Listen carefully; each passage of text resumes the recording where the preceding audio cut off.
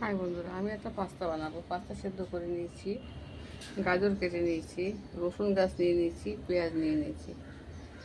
দেখাচ্ছি। এই দেখুন, তেলটা বসে ঘরে গেছিলাম, বেশি হয়ে গেছে, বন্ধ করেছিলাম। একটু নুন দিয়ে দিই, নুন দিলে তেলটা সাদা তেল হয়ে যাবে। এটা সরষের তেল বলে। পাস্তা ওই জন্য নুনটা দিয়ে দিলাম।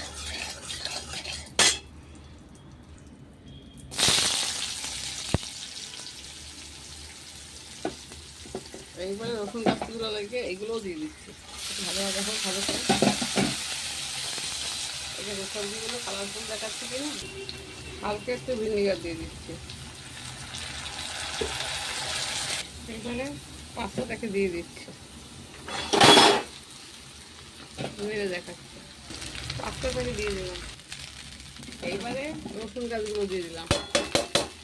দেখো কত সুন্দর কালারফুল লাগে দেখতে। একটু দই দিয়েছি, বাটার দিয়েছি, এক ফোঁটা চিনি দিয়েছি। এবার দিয়ে দেবো পাস্তায়।